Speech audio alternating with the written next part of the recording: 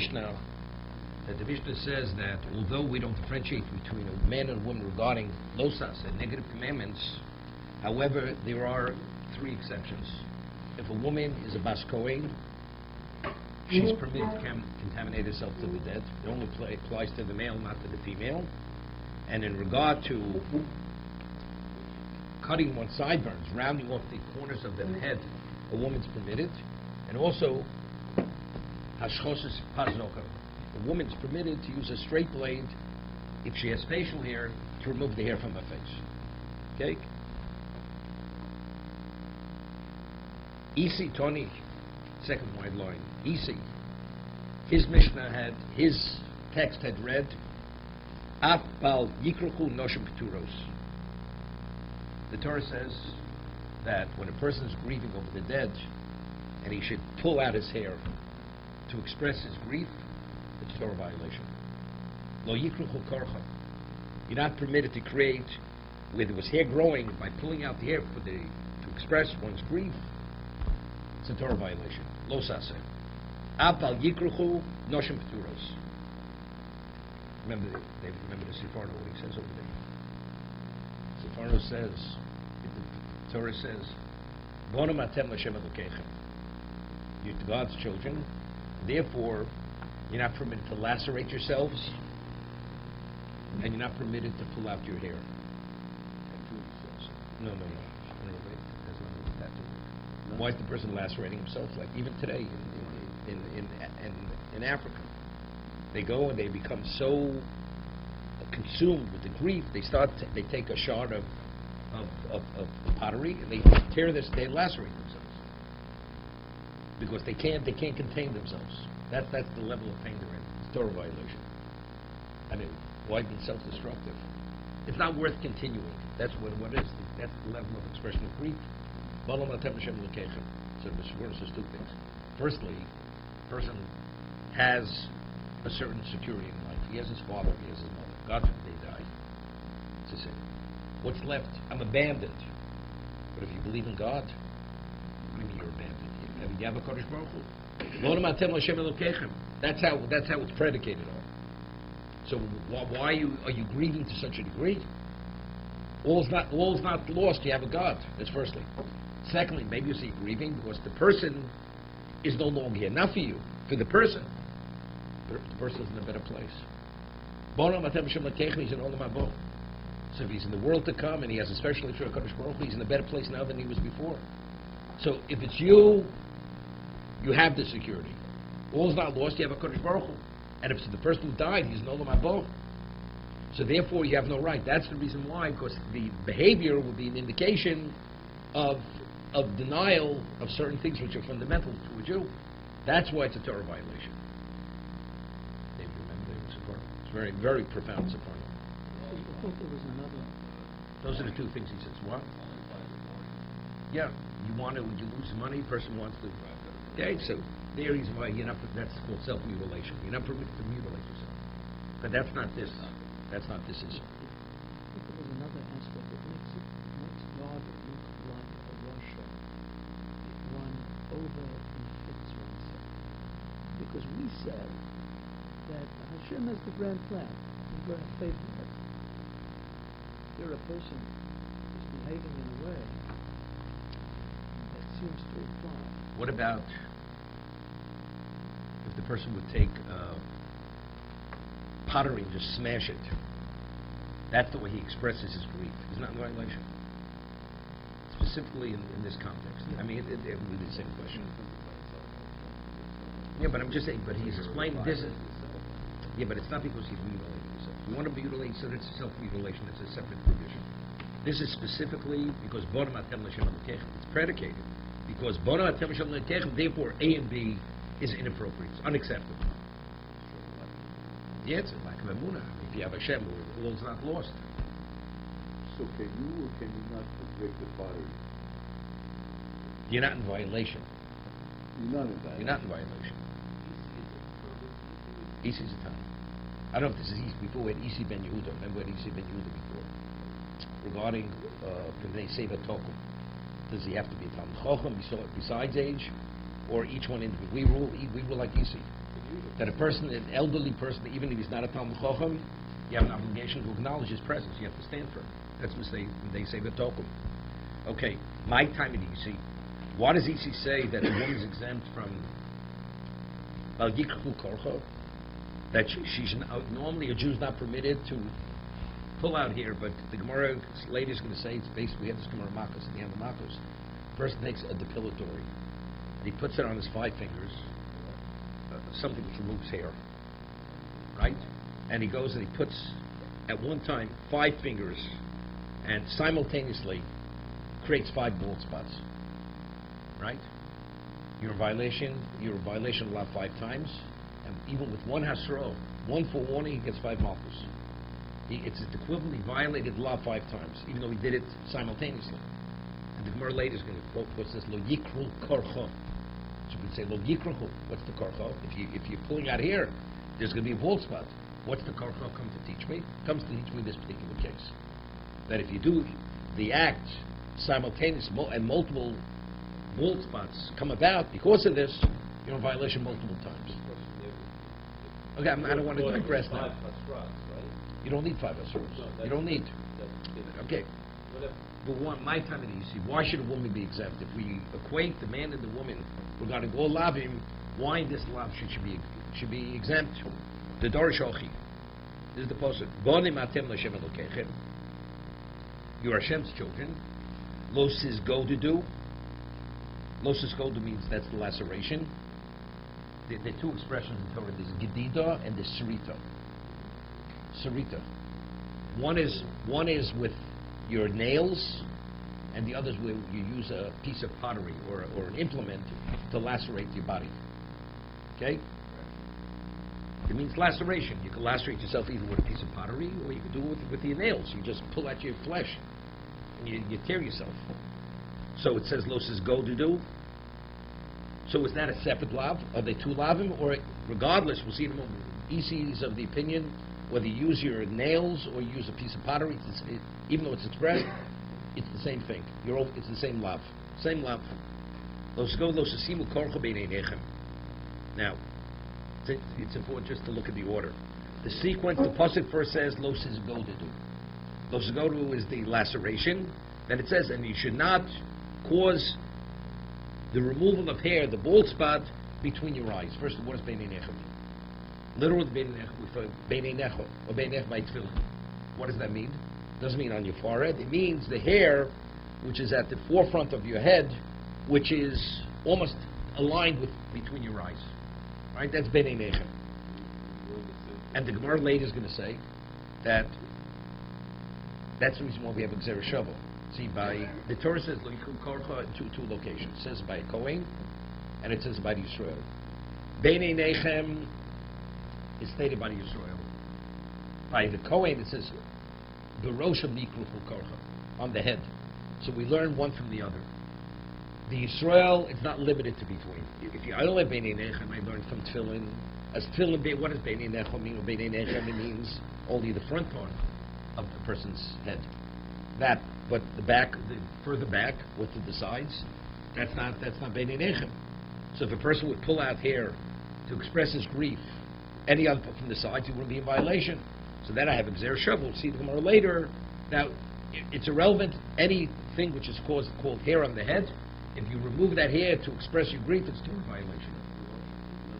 We can get there yet. So I just want the order.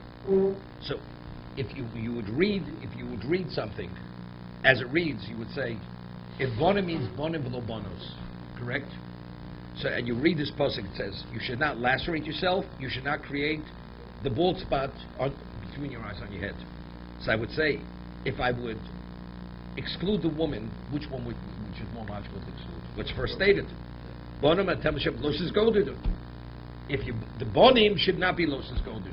Either both are included, or excluded, or the first one. But it's not going to be the second one and not the first one.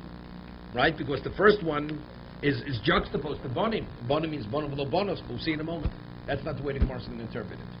Bonim atem Hashem lokechem losses godu lossesibu korcha beinei nechem lemes lomes. It says to express your grief for the one who died. Okay, so for any other reason, it's unrelated to this. Why are you not permitted to do it? Ki am kodesh atoshek l'Hashem Elokecha. Because you're holy people for Hashem. How are you? Okay. Okay. See, he's gasping for air. Okay. So what is bonim v'lo bonos? So the connotation of bonim, it means bonim and not daughters. So that's to exclude the female. So now the question is, when we exclude the female, what is she being excluded for? L'korcha ato omer? L'korcha?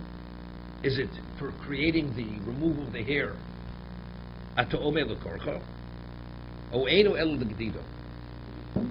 Here? Do we differentiate between the man and the woman? Is it l'korcha, which is the case? But l'gdida, but for laceration not? Or do we say no, it's for laceration and not for the hair? But we'll see in a moment. But at this point, this is the Gemara's question. Is it A or is it B? So which one does it favor? What's stated second, not what's stated first. What's closest to bonim, below bonos, which is losas godu, that the Gemara is going to say that we don't differentiate between the man and the woman.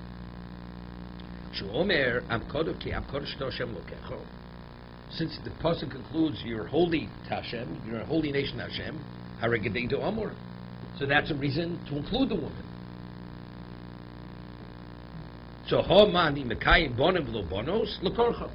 when it says the male, the son, and not the daughter, in regard to what is she being excluded, l'korcha. Here we have the Gemara's learning the pasuk. Not as it reads. What it concludes with, that's what we exclude. But what's closest to bonim, that we don't differentiate between the man and the man and the woman. So now the Gemara asks a question: why do I include? Why do I say the law addresses what it concludes with, not what it starts with? Why am I including laceration where I don't differentiate between the man and the woman?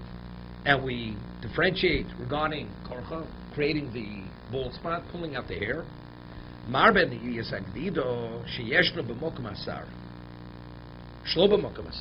can lacerate any part of your body. Whether you want to lacerate the part of the body that's covered by hair, or the part of the body that's not covered by hair. That's called you've lacerated yourself. Correct?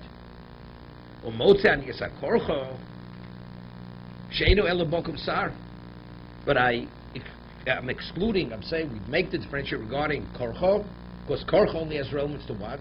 Only the location of the body where you have hair. So therefore, as a result of that, what's more inclusive? Gedida is more inclusive than korcha. So if I'm going to exclude, I'm going to make the distinction between the man and the woman, it's more logical that I'm absolving her from the lav that's less inclusive than that's what's more inclusive. That's what the Gemara is saying. But sequentially, the pasuk doesn't read this way. So the Gemara asks, the aim of bonim with bonus, bein l'korcha, bein l'gdida. What do we have to say? Maybe both of them are excluded. How do I know bonim, the exclusion only applies to one of them? And therefore, logically, we say it's the latter rather than the first. Maybe when it says bonim atem l'shem l'kechem, and everything that follows. Because you're bonim, A and B, you're not permitted to do. But what's bonim? The connotation bonim means bonim with bonos. So maybe the woman is absolved from both. Not only from korcha, even from gedida, even from laceration. Right? That's the worst question. Ernie, you with me? Yeah, but I don't understand why is it The Gemara's not asking that. No, first the Gemara is why are you favoring A over B? B over A. That's the first question. So it explains more. Now it says, but how do I know? So it says because one lav is more inclusive than the other lav. When you lacerate yourself, whether it's on the head or on your arm, the whole body. It applies to every part of the body. So if the Torah is going to make a distinction, is going to differentiate between the man and woman, it's the lav that's less inclusive. It's the hair. It's the head. Why is it in reverse order? We'll get. We're not there yet. Oh, not there yet. No, so if the Torah is going to, so evidently the Torah is more makbid on laceration than korcha. Expressing grief, you can express the grief to any part of your body regarding laceration. So because of that, it's a more inclusive type of expression a more serious type, more display, a greater display of grief, therefore we don't want to make a differentiation between them. Where it's a lesser degree of grief, that's where we differentiate. But now the question is that who said you should differentiate? Maybe it's his bonim, and which the connotation is not the women, includes whatever follows. We're excluding the woman from A and B. Why should I differentiate to A and B? Wait a second. 1 second. V'chi kosav. So you're going to tell me, because we have, because this ki am kodesh Torah Hashem lokecho, because am kodesh Hashem is inclusive. That comes to include. V'chi kosav ki am kodesh Torah Hashem lokecho. V'shritu d'chsiv. That's referring to shrita. Meaning, what's the difference between lacerating yourself with a piece of pottery and where you use your hand? The end result is the same thing. It's the same expression of grief. So I'll say maybe. Without the Torah says Lucis gold to do, that's where you use the piece of pottery. But maybe when you use your nails, you tear at your flesh with your own hands, maybe that's where the woman is in violation. Meaning the pasuk itself, Bottom Atem, comes to exclude the woman for A and B. But the conclusion, which includes the woman, that's speaking about something else, which is similar, but it's not exactly the same thing. The manner of the laceration is not done in the same manner.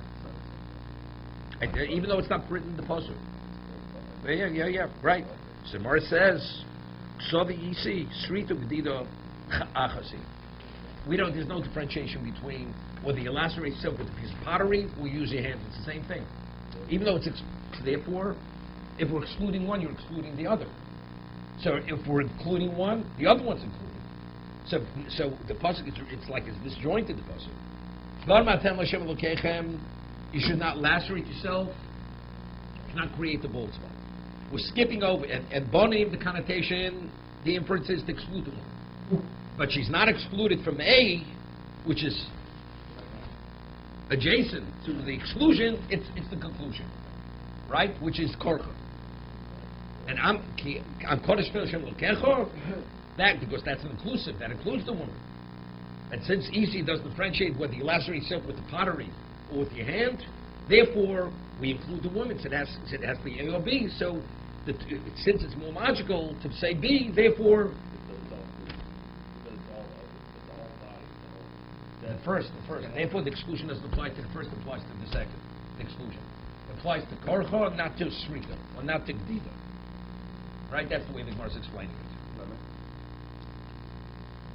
So Tosas speaks about what's bothering all of us. I mean, the way it's reading, it's like you're dissecting the pasuk.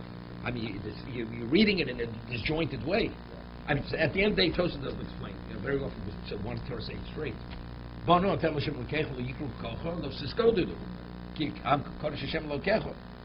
it juxtaposes it to what it's not excluded from, and then we skip the first thing that's stated to go to the last thing. Why? I mean, Tosas doesn't. But Tosas logically, because if you follow the logic of the pasuk, that one's inclusive, one is limited. Therefore, the logic overrides the order. Therefore, I have no choice but read the pasuk that way. So you have to wanted to write it, just in a more presentable order.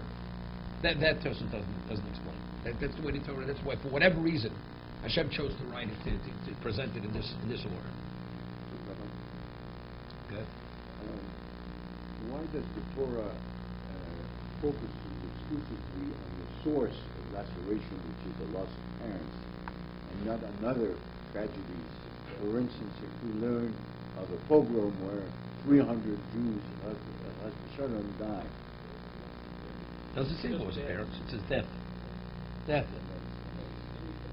So it could be, it's anything. The Gemara says something unbelievable in Makos regarding this. We said that if you take your 5 fingers and you put some kind of depilatory on it, and you put it on, and you remove the hair from 5 locations simultaneously, 5 malchus. What about a person goes and he pulls out the hair to express his grief over multiple people? He says he's doing this, and he verbalizes it for 3 Jews. It's one act. That one act is considered multiple acts. He gets 3 sets of malchus. So I remember when I once gave a shira. So the person says, I'm doing this to express my grief for the 6 million Jews who were killed in Holocaust. Divided love 6 million times. One action, 6 million love. That's what it is. For all the Jews who ever died throughout, who were murdered throughout history. Okay? Endless. For one person wants to become Russia instantaneously, to sway the balance. One statement, it does one act this way, he's already, he's out of the ballpark. What if you do something positive? Can you say that? I'm doing this, You could say what you want. No, I'm saying that it works. Yeah, I'm selling you gold, but you give me a piece of steel, of iron. Did you sell me gold? It's only gold if the Torah says it's gold. Is there another, situation No. that one No, can? no. It's not that easy. It's not that easy, Jay. You have to come every day if you want to refute me. Okay. Yeah, good. If you want to take out time, take just a moment. We'll do Tosis. I'm surprised the Gemara didn't come.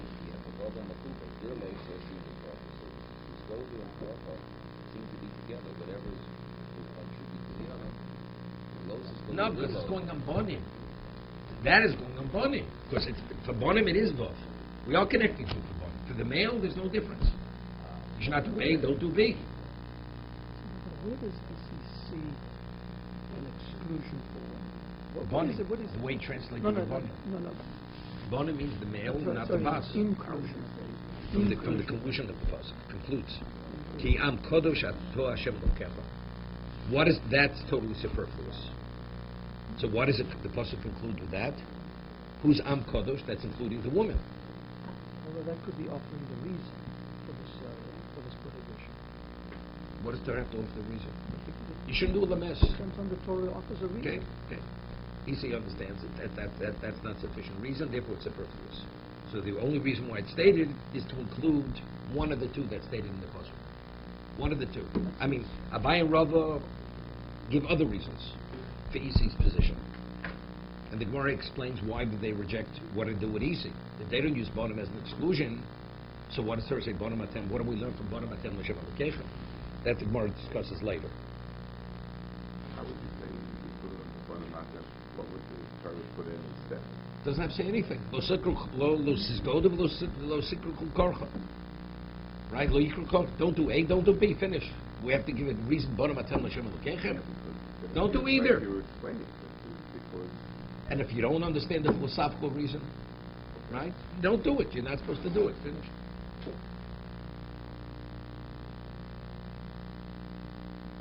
It's interesting. I mean, there's a lav u'chuksem lo seilechu. So therefore, the Gemara says in Shabbos you have darkei Amorim. The way the Amorites they behave themselves. They have certain customs. You behave that way, you're a violation of u'chuksem lo seilechu. So this is like the darkei Amorim. But the Torah is being more specific. You're not only in violation of that, you're also in violation of specific lavin. Don't lacerate yourself and don't cause the bullets to burn. Okay. No, yes, it says Tony. His Mishnah read differently. He had a different text than his Mishnah. That was his tradition. That was his Kabbalah. Now, over here, let's take Tosfos. We'll learn Tosfos. Just take a moment.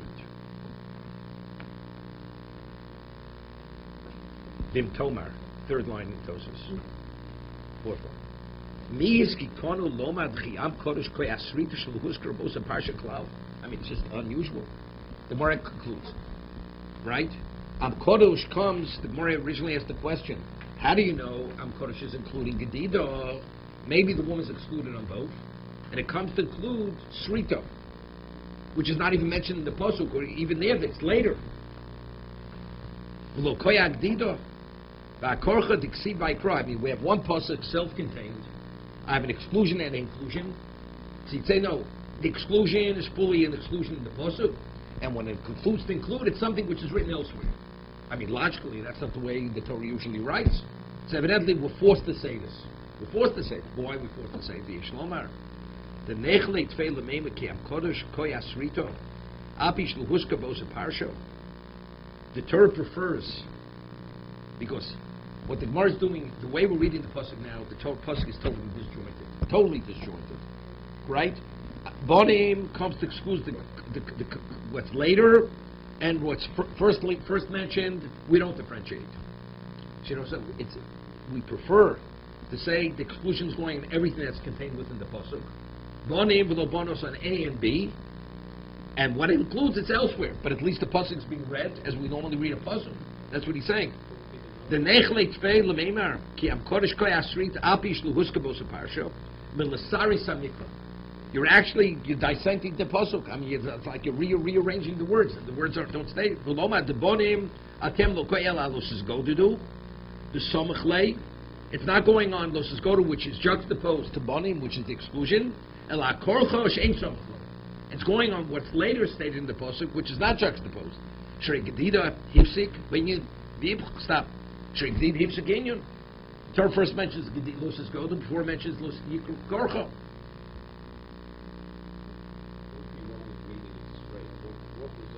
No, we can't, because he says the is amri, and you can't say that what the exclusion is on what's first stated, not the second, because the Gemara says it says a svara. Because we said one is more inclusive and one is less inclusive. So we have a choice: read the pasuk disjointed, or say that the conclusion applies elsewhere. So on that, the Gemara says we're forced to read it in a disjointed way. Why? Because EC doesn't differentiate whether it's done with a shard of pottery, you do with your hand. So if that's the case, what am I including? It can't come to include Shrita, because Shrita means including Gedida.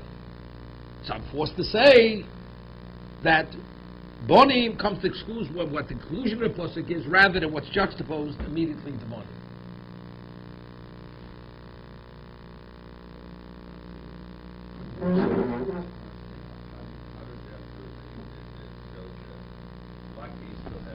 Am Kodesh comes to include something.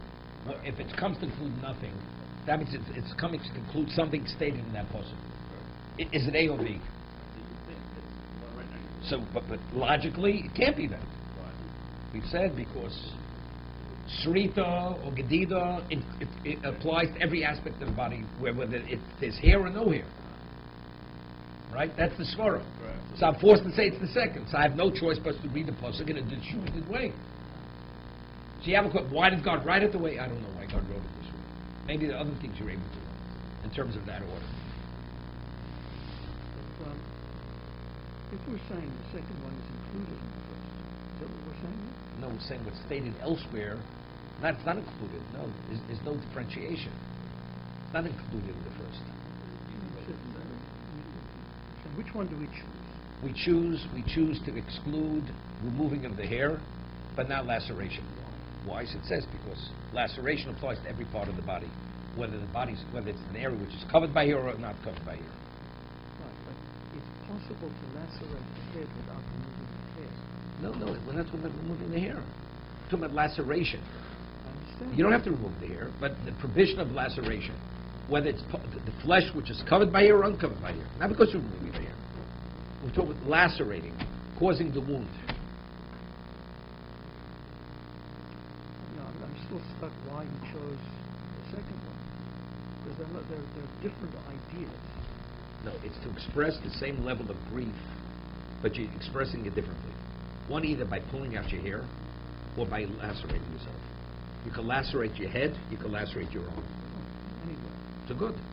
So the lav, so which is a more inclusive lav? The more inclusive lav is laceration. So if I'm going to make a differentiation, we're going to say the woman is not bound by where it's less inclusive, which is karcha. Evidently, it's more serious. Laceration is more serious because Torah doesn't differentiate where it takes place. The other does. So therefore, if we were going to say the woman, normally in normal circumstances, I don't differentiate between a woman when it comes to losasa. Here I am. So if I have a choice, A or B, which is a better choice? I'm going to make a differentiation. Which? The more inclusive or less inclusive? The less inclusive. Therefore, I choose korcha over gedida, over laceration. Yeah, but it says that. Correct.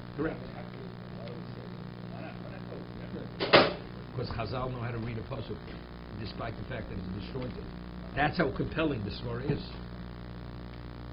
But if I had a choice to say the conclusion goes elsewhere, I would have. But because EC doesn't differentiate between the two, therefore I'm forced to remain within the context of the puzzle. I have no choice. Okay? Further. Abai says no. Hainu time of the EC. The rationale of EC is not based on bonim. The bonim is exclusion. The EC gomer korchel in the aron. Okay, going back similar to what we had before. Regarding lo yikru korchel. Not korchel. Lo sashkis pasuk on right? We said earlier. We have Gzera Shava. It says regarding Kohanim, B'nei Aaron v'lo b'nos Kohanim, v'lo b'nos Aaron. The male, not the female. Okay? And what does it say? By the Kohen also says he's not permitted to pull hair out of his head. He's not permitted. So regarding that lo saseh, it says the man, and not the woman.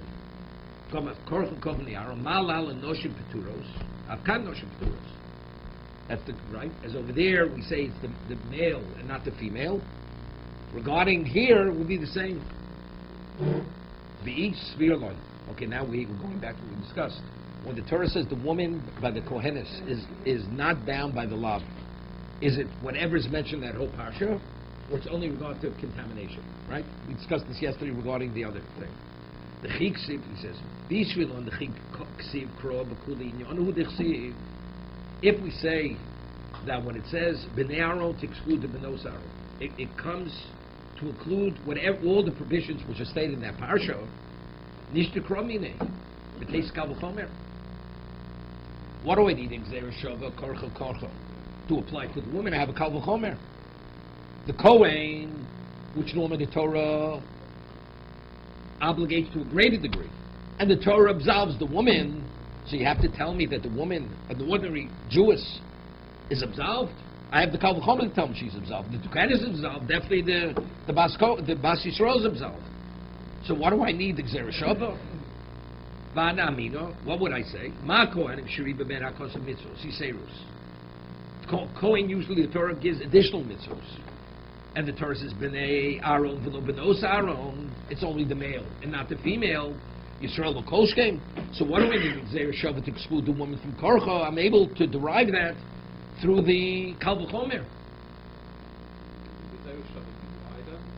No, it's not wider. Right, at this point, well, that's what it's for. That's what it's teaches. For that, I have a Kal V'chomer. Kal V'chomer has no greater force than a Gzera Shava has no greater force than a Kal V'chomer. The Torah is not going to write an extra word. It's not going to present associating words if we have the logic concept. Logically, you deduce it from the Kal V'chomer. So evidently, the Gzera Shava is written for some other reason. Wherever. That's what the Gemara is going to discuss now. So evidently, it's what?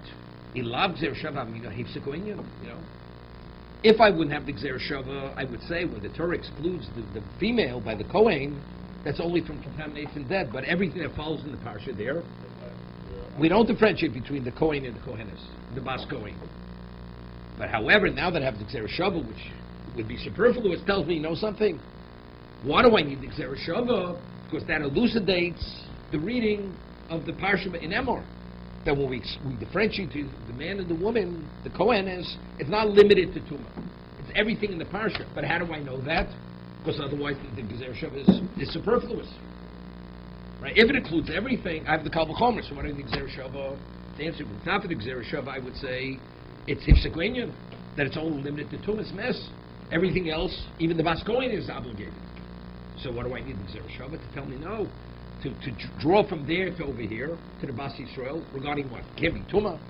Bas Yisrael is permitted to contaminate, right? Even the male is permitted to contaminate. So that must be for whatever else is mentioned there. That just as over there, for Korcha, the woman, it's the male, not the female. In regard to what it says Korcha, in regard to the Yisrael, it's the male and not the female. To be continued.